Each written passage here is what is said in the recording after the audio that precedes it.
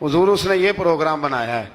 वो जब आया सारा कुछ तो हजरत सुलेमान देख के जलाल में आ गए, फरमाने लगे उसे जाके कह दो तू मुझे क्या तोहफे भेजेगी, मेरे रब ने मुझे माला माल फरमाया हुआ है, तूने माला माल किया मेरे मालिक ने, जा उसे जाके कह तू क्या तोहफे देगी।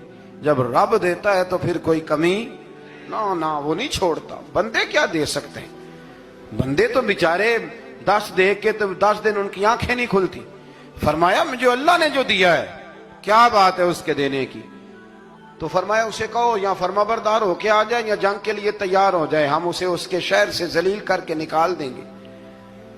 उसने जाके जब पैगाम दिया तो और उन लोगों ने भी आके बताया कि वहां तो हम अजीब मंजर देख के आए हैं कि जानवर भी हाथ बांधे खड़े हैं, वहां तो जिन्नात सरकश जिन्नात खड़े।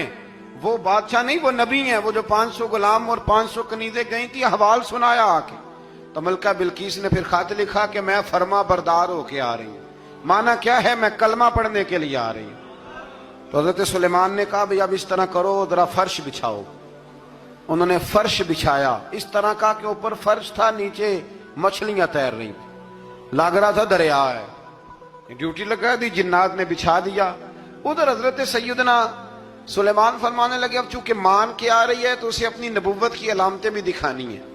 उसने तख्त बड़ा शानदार बनवाया था और खवातीन में जो आदतें खवातीन वाली होती हैं वो जाती नहीं।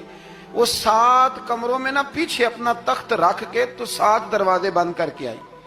उस जमाने में एक रिवाज था, वो जुलेखा ने भी 7 दरवाजे मुकफ्फल के एक रिवाज था। एक कमरा, फिर कमरे के पीछे कमरा, फिर उसके पीछे कमरा, फिर उसके पीछे कमरा, और उसको बड़े मोटे ताले लगाए जाते थे। और फलसफा ये था कि एक ताला तोड़ेगा कोई तो जब तक सिपाही आ जाएंगे, और अगर उसके तोड़ने तक ना आए तो दूसरे के तोड़ने तक आ जाएंगे, और उसके तोड़ने तक ना आए तो 7वें तक तो आ ही जाएंगे। ये उन लोगों का नफसियाती मामला था, सोच थी।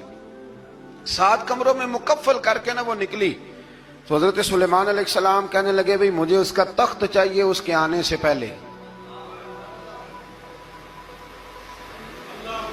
उसके आने से इस वाक़े की क्या जरूरत थी कुरान पाक में, ये क्या हाजत थी, ये तख्त वाली सारी बात कुरान ने क्यों बयान की। पूछें आप अपने दिल से भी और इनकार करने वाले मुनकरीन से भी, इसकी क्या जरूरत थी।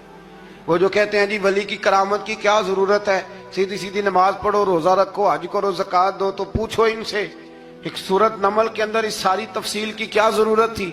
खत्म हो गई जब वो कलमा जो पढ़ रही है, तो फिर इस सारे वाक़े को रब क्यों बयान फरमाता है। हजरत सैयदना सुलेमान फरमाने लगे तख्त चाहिए, और चाहिए उसके आने से पहले। काला इफरीतुम मिनल जिन, जिन्नों में से एक बहुत बड़ा जिन बोला, कहने लगा हुजूर आपका ये तख्त बर्खास्त होने से पहले ले आऊंगा। ये जो आप मीटिंग कर रहे हैं ना, या आप फैसले खत्म, कुछ ने लिखा सुबह से शाम तक मीटिंग होती है और उसको आने में पता नहीं कितने दिन लगेंगे, तो मैं ये बर्खास्त होने से पहले। और कुछ ने कह दिया आप शर्त क्यों लगाते हैं कि सुबह से शाम तक होती। उस जिन ने कहा दिया आप 10 मिनट में फारग हो जाएं, आप फारग होंगे तो तख्त आ जाएगा। मुफस्सिरीन ने लिखा है कि जब कुरान कहता है कि उसने कहा कि आपके फारिग होने